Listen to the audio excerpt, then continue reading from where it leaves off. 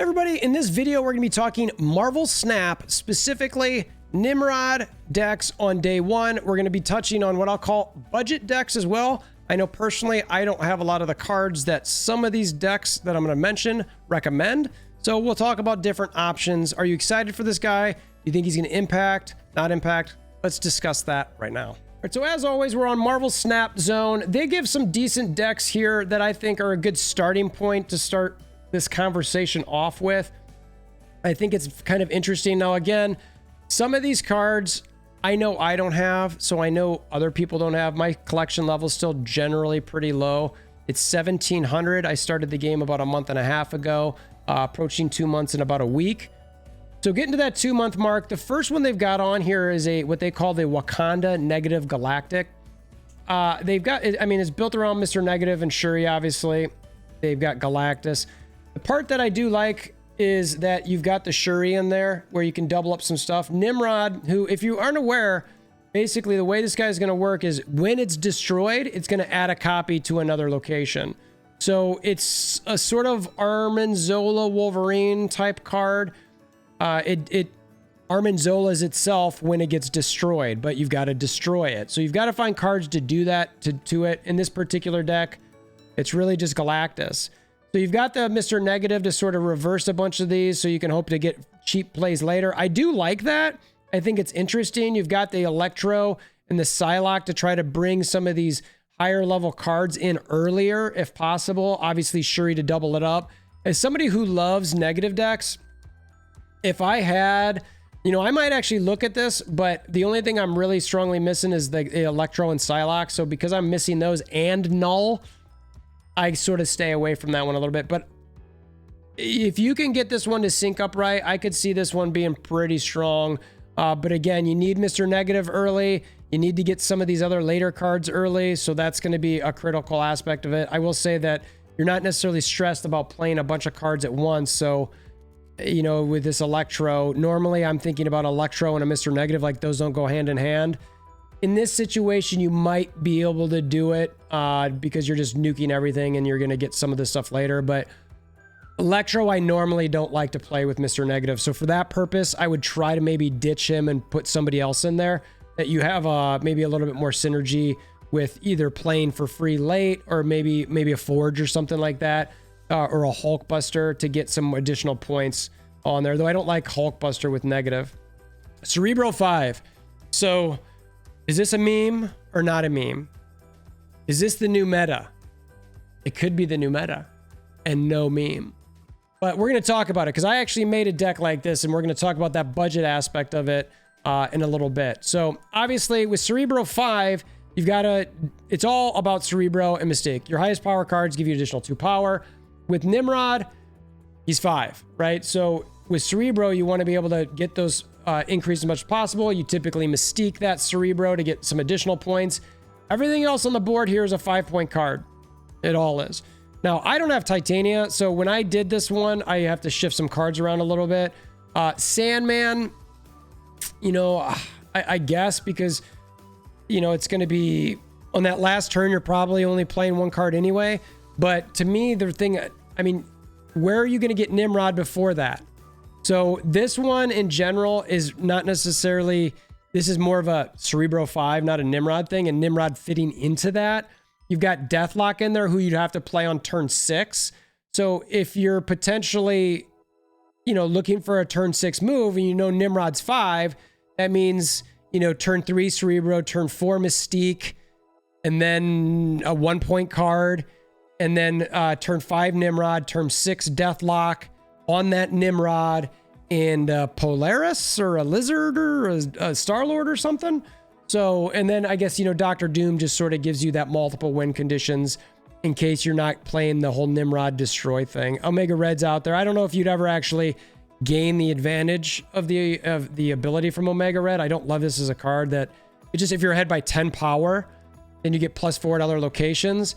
I'd rather them reduce that power and add some additional, and then maybe it's like, if you're ahead by 6, you get +1 or +2 at other locations. +10 in one particular location is a lot to get, and +4 on other locations is okay, but I'm not sure how much that swings a game. The Dimrod, is that going to be the new name for this card? The Nimrod Destruction that they've got on here. I think this is sort of a general destruction deck where you've got multiple goblins in there. You've got a Zola thrown in, your Carnage, Venom, Killmonger, Deathlock, all of those different things. You've got the Hood out there so that when you play that and then eventually destroy it, Shuri to double up, you know, basically, you could double up on Hobgoblin, you could double up on Nimrod, double up on Wolverine. You've also got the Galactus out there to sort of nuke all locations and get the Nimrods and or the Wolverines to whatever your final location play is. So I like that. But again, Galactus is, you know, not what I consider budget, so it's kind of hard to get. Now, Arnimrod, I like the name of this. It's an Arnim Zola Nimrod sort of pun. So they've got Deadpool in this one. I am not a destroy deck player per se. I was just playing it a little bit to get myself even more familiar with them. I feel like Deadpool really needs sort of a dedicated deck where it's like you're really focusing on bouncing him and in and out, destroying him, getting him in and out of your deck. So I don't know if I love the idea of putting him in one of these. I do like the idea of maybe Arnim Zola Nimrod. I think that could definitely be kind of fun. You play with Shuri to maybe double up on that Nimrod, so you get a 10-point card and you start moving it around a little bit. Death's out there for all the cards that are getting destroyed to potentially play cheaper on that last turn. I could see this working decently. You've got a Magic in there to extend, Wave to potentially bring in things early. I like that. I think, again, this is interesting to me. The only thing that I question a little bit here is the Deadpool, because like I said, if you've got a Deadpool in your hand, it's nice. I mean, I guess it's, if you're not worried about the Deadpool and you're just letting it bounce in and out with whatever else you're doing, fine. Then maybe you can get a 6 or a 4 or maybe 8 point cards. Obviously great for one.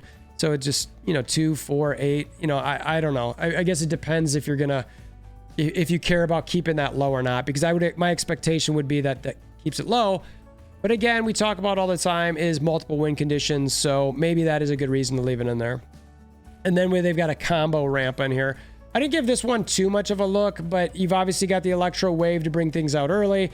You've got the Shuri to double things up. You've got a multiple amount of, where really actually in this situation, they've got a multiple amount of cards that you can copy with Taskmaster later. And the only destruction card you've got here is, well, the two of them is Venom and Deathlock. I don't love Deathlock because he blows up everything else that's there. Venom at least keeps the points. He retains the points. So for that reason, I like Venom way more than Deathlock. And you've got Destroyer out there to potentially, push that Nimrod around. So I'm not sure how I feel about this deck a little bit. It seems like it's a little, when I first look at this, I feel like it's got an identity crisis. I'm like, what do you want to do here? Is this a Shuri deck? Is this a Destroyer deck? Is this a Nimrod deck? What are we doing here? What are we deciding? I don't know. I mean, it's got a Sunspot to soak some things up, which I guess is okay. But I'm not certain I'd really love this deck. I'm very curious to see how that one would play out. So those are all the decks that they have. We're going to jump in game here. I'm going to show you what I consider sort of like my budget decks.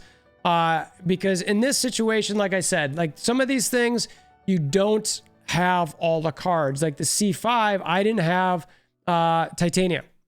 So what did I do? Well, part of the deck that they had there was Spider-Man Morales. All right, well, how do I make sure that I can play him? All right, you know what? I threw in an Iron Fist. Is that the C5? No, it's not. But you know what it is? It's a super cheap card that helps me get another card super cheap that I can maybe play some of these other ones. So I like that for that purpose. And then I'd slide Nimrod in here. Again, I'm not sure that I love the Sandman in this deck, but I mean, how many cards are you going to have at that 5 spot, right? I mean, it's not a ton of cards that you could potentially play here that make a lot of sense. So when I'm looking at this, I really do like this as sort of, I don't know. I don't know if this is budget per se, but Titania, is that a hard card to get? I don't have her. But the rest of these I feel like are, if you're missing some, and we'll go over some alternate cards in this in a second as well, because the next deck I've got 2 on there that I wouldn't consider budget. So, but again, there's not a lot of 5 cards, at least in my collection, that I could even use. So that's why I went that route. And then the Arnimrod Destroy budget deck. So in this, again, I like the Arnim Zola with this. I don't have Death. I don't know, again, if I love the Deadpool play, so I took that out. I put in Hulkbuster instead. I also have Shuri in this. which is not a budget card. I'll get to that in a second. I added Forge in here instead to help build up the cards a little bit more.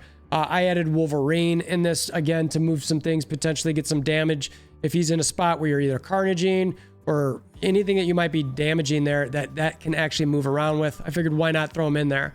So again, and I'm going to line in Nimrod here, right here, as soon as I get him. So the question is what are you going to want to use as potentially alternates? And especially in a one like this, where maybe you don't have Shuri, I think that's the one that's definitely not budget per se.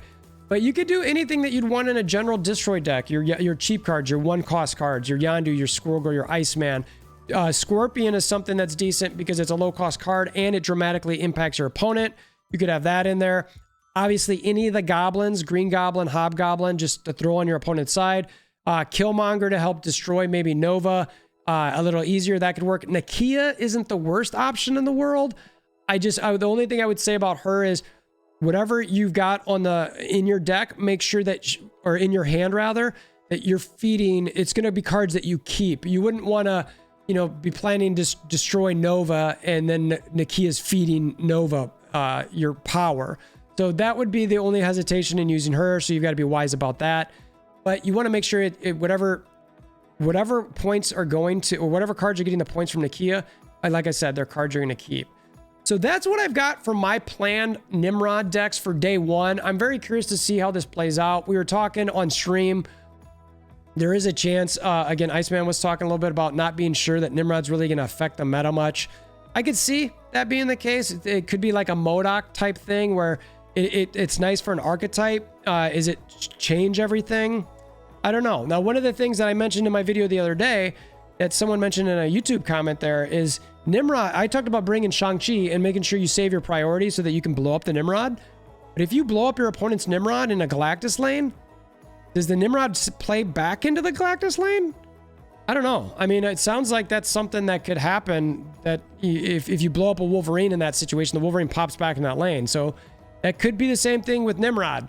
So maybe Shang-Chi isn't a great idea there. So something to think about. We'll see how that plays out. So that's what I've got. If this video has been helpful for you at all, please consider hammering down that like button, sharing with your aunts, uncles, nieces, nephews.